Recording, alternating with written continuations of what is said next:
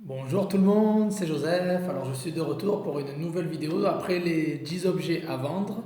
Maintenant je vais vous donner une liste de 5 objets à ne pas vendre. Je vais parler d'objets, de catégories d'objets. Alors restez branchés, c'est parti. Alors on commence directement, on va pas perdre de temps. N'oubliez pas quand même avant de commencer, likez, partagez, commentez, abonnez-vous à la chaîne, il n'y a que du lourd qui sort. Venez rejoignez-nous sur le groupe. Et vous verrez, je suis là tous les jours, je donne de la qualité et il n'y aura pas de déception, que du lourd. Alors, on commence directement. 5 objets à ne pas vendre en 2019 ou jamais de votre vie. Alors, numéro un, la grosse catégorie qui m'a coûté énormément. J'ai perdu énormément de comptes comme ça, les contrefaçons. Alors, quand vous commencez, vous n'êtes pas forcément à l'aise avec les contrefaçons, mais il y a énormément de contrefaçons et c'est illégal. Il ne faut pas vendre de contrefaçons, c'est illégal. Vous pouvez avoir énormément de problèmes. Alors, je vais vous donner les catégories où il y a le plus de contrefaçons.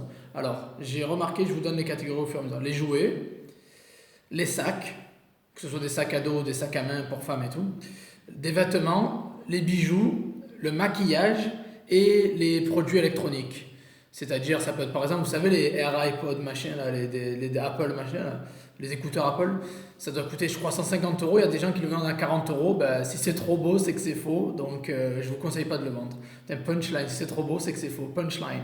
Bon, voilà. Donc, les contrefaçons à éviter. Vous pouvez perdre votre compte. eBay va vous donner des avertissements au début. Puis, ils vont vous donner du 7 jours, du 14 jours, du 30 jours. Et après, au bout de 2, 3, 30 jours, de strike de 30 jours, d'avertissement de 30 jours, ils vous virent, quoi. Quand je dis 30 jours, les 7, 14, 30 jours, c'est le nombre de temps que vous ne pouvez pas lister de produits. Au début, ils vont juste vous avertir, ils vont vous supprimer l'annonce, vous avertir, puis après, ils vont donner 7 jours, interdiction de lister des objets, puis 14, puis 30, c'est chaud. Donc moi, je vous dis, évitez ça. Je crois que ça va de 7 à 30 et même pas de 14 en fait. Bon, bref. Tout ça pour dire que j'ai perdu énormément de comptes, ça vaut pas le coup. Essayez de viser sur le long terme. Parce que vous avez beaucoup plus à y perdre qu'à gagner. Surtout que quand votre compte eBay se fait bannir, 30 jours après, PayPal va suivre. Et vous avez des fonds qui seront là, 180 jours de blocage. Donc, vaut mieux éviter, quoi. Donc voilà, les contrefaçons. Déjà, c'est parce que c'est illégal, mais ça peut être dangereux pour la santé. Par exemple, les jouets peuvent être dangereux pour la santé. Le maquillage aussi, ça peut être dangereux. Les gens peuvent avoir des cancers ou des problèmes de peau, des maladies et tout. Donc, c'est vraiment dangereux. Et voilà, ben même les électroniques pour vos oreilles, tout ça, c'est de la merde. Bon, vaut mieux acheter de la qualité. Donc voilà, les sacs, tout ce qui est sac à dos, jouets, vêtements, maquillage, à éviter vraiment. Il faut vraiment se renseigner. Si c'est beaucoup moins cher, vous avez un truc à Amazon, parce que bon, Amazon, ça peut être la référence. Il y a que normalement, il y a rarement de contrefaçon, rarement. À 90%, c'est clean, quoi. Donc vous voyez, je sais pas moi, peut-être pas un téléphone, mais on va dire allez, un mascara à 20 euros sur Amazon et vous le voyez à 3 euros sur eBay, c'est que c'est une contrefaçon. Voilà. Pour le savoir, c'est la meilleure façon, la différence de prix. Voilà, donc faites attention à ça, ça peut vous causer beaucoup de problèmes. Numéro 2, les objets à ne pas vendre de la liste Vero. Alors Vero, ça veut dire Verified Right Owner. Donc c'est tout ce qui est, toutes les marques des marques qui ont déposé leur marque, etc. et qui sont sur eBay, qui ont le monopole ou du moins qui ont des revendeurs accrédités. Ça veut dire que vous ne pouvez pas vendre. Il y a une liste Vero tout en bas d'eBay, vous tapez liste Vero eBay sur Google, vous la trouverez.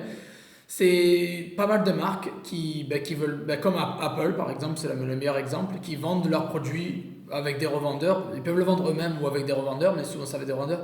Et si vous n'êtes pas un revendeur autorisé, vous ne pouvez pas le vendre. Donc la liste Vero, il faut mieux éviter parce que vous prenez directement un avertissement, une strike dans la tête, donc il vaut mieux éviter. Donc la liste Vero est disponible sur eBay, à éviter complètement parce que vous allez peut-être faire de l'argent sur le court terme dès qu'ils vont vous choper, que ce soit la marque eux-mêmes qui font une réclamation sur votre annonce ou que ce soit un client, vous allez avoir des problèmes.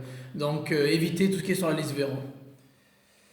Après, numéro 3, alors j'ai mis objets de mauvaise qualité en général. Donc c'est pas des objets, c'est des objets de mauvaise qualité. C'est-à-dire, pour savoir si un objet de mauvaise qualité, je sais qu'on fait du dropshipping, on n'a pas l'objet avec nous, etc. Donc ce qu'il faut faire, c'est vous allez sur AliExpress, sur eBay, sur Amazon particulièrement. C'est 3 sites où vous pouvez trouver des opinions clients en général. Donc vous voyez les évaluations, les opinions clients. Et vous verrez par vous-même si c'est bon ou pas. Si sur Amazon le produit a 2 étoiles sur 5, c'est que c'est de la bouse. Il vaut mieux éviter. Vraiment, ça peut vous attirer plus de problèmes qu'autre chose. On est juste les intermédiaires, mais au final, c'est à nous qui vont se plaindre parce on s'occupe du service client, etc. Donc, évitez tout ce qui est objet de mauvaise qualité. Ça peut vous causer des problèmes. Bah, j'espère pas légaux avec la justice, etc.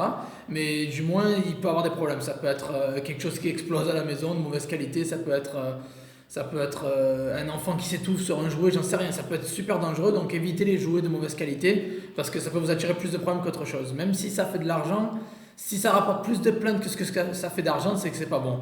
Des fois, il vaut mieux vendre moins, mais des objets qualitatifs, quoi.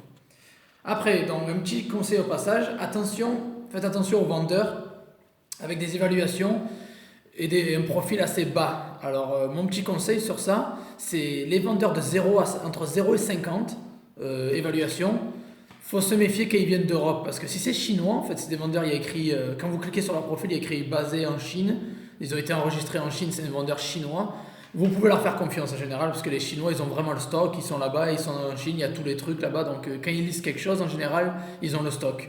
Mais si vous voyez Royaume-Uni, France ou quelque chose en Europe qui est vraiment pas cher, genre les mêmes prix que les Chinois, avec entre 0 et 50 opinions clients à éviter complètement parce que ce genre de problème peut se répercuter sur votre business en fait. Vous achetez chez ce vendeur, il n'envoie jamais l'objet ou il vous prend pour un imbécile, ou il prend l'argent, il se casse. C'est pour ça que maintenant eBay et PayPal sont très stricts à cause des vendeurs comme ça. Donc si vous voyez un vendeur entre 0 et 50 ou même 0 à 80 opinion client qui vend une PlayStation par exemple qui coûte 250 euros et il la vend à 220, il faut vraiment se méfier parce que souvent ces gens-là sont pas vraiment des vrais vendeurs, ils vont pas vous envoyer l'objet. Je me suis fait arnaquer quelques fois sur eBay, ça m'est arrivé il y a longtemps en arrière.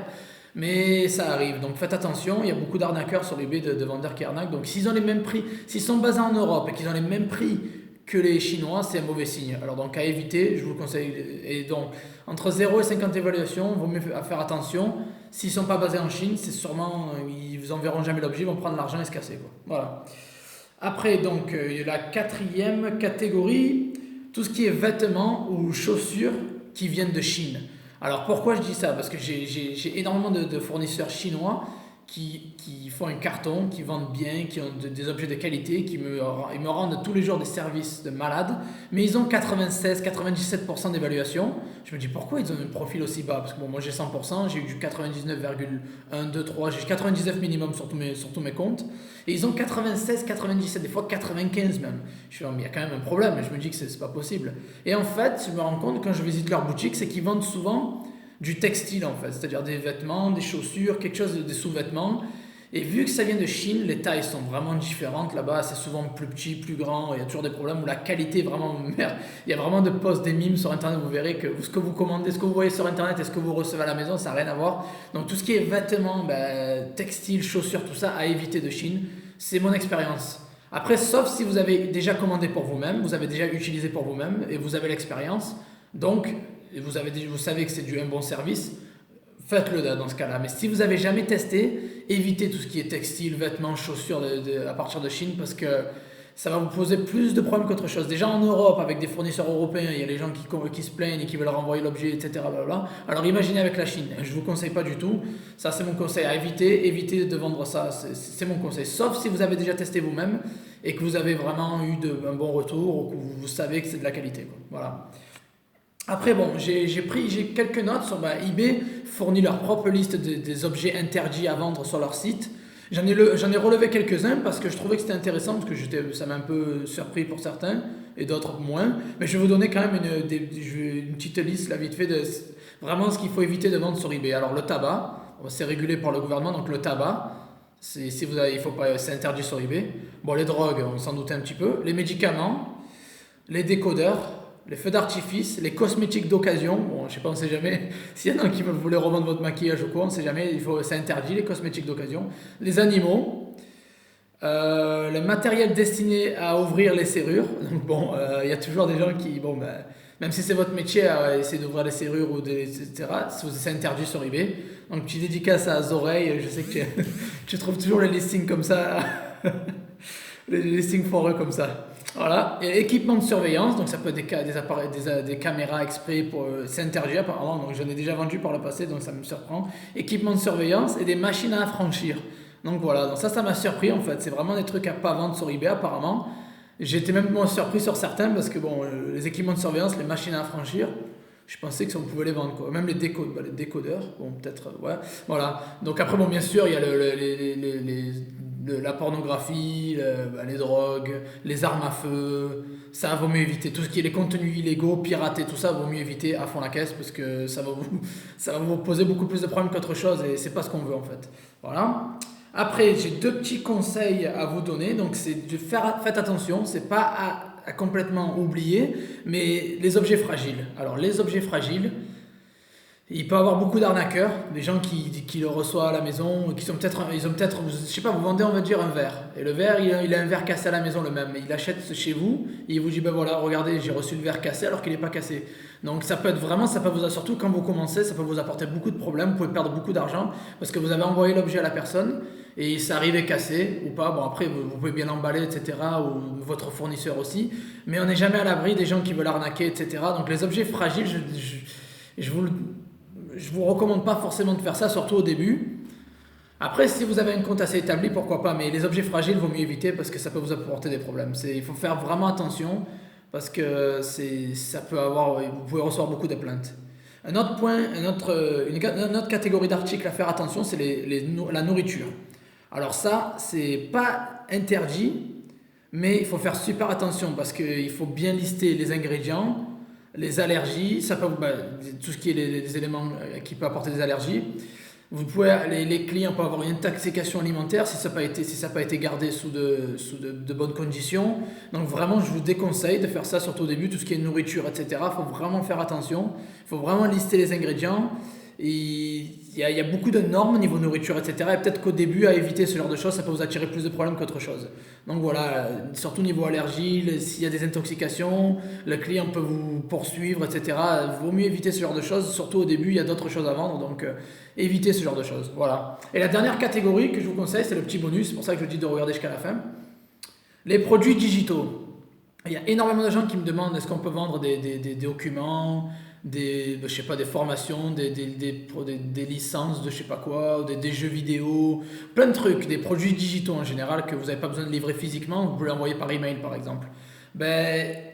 C'est autorisé uniquement si vous avez les droits. Donc si vous vendez quelque chose de Microsoft ou qui ne vous appartient pas, vous n'avez pas le droit de le vendre. Dans tout ce qui est produits digitaux, si vous n'avez pas les droits, si ça ne vous appartient pas, vous ne pouvez pas le vendre. Que ce soit un e-book, que ce soit un document, un PDF, j'en sais rien, une licence, un jeu vidéo, quoi que ce soit, si ça ne vous appartient pas, ne le vendez pas parce que vous n'avez pas les droits et vous n'avez pas le droit de faire du profit avec des objets que vous n'avez pas les droits en fait. Voilà, donc c'était tout. Je pense que j'étais assez clair. Je ne vais pas répéter parce que je pense que vous pouvez rembobiner la vidéo. Voilà. Donc merci pour avoir suivi la vidéo. J'espère que ça vous a aidé, surtout les débutants qui ne savent pas vraiment. Même moi j'ai appris quelque chose d'ailleurs, 2-3 trucs. Donc voilà, abonnez-vous, likez, commentez, partagez, rejoignez le groupe. Il y a du lourd qui arrive, comme d'habitude on ne change rien. Donc merci à tous, c'était la vidéo sur les 5 objets à ne pas vendre avec beaucoup de bonus. Voilà, merci à vous. Allez, ciao ciao.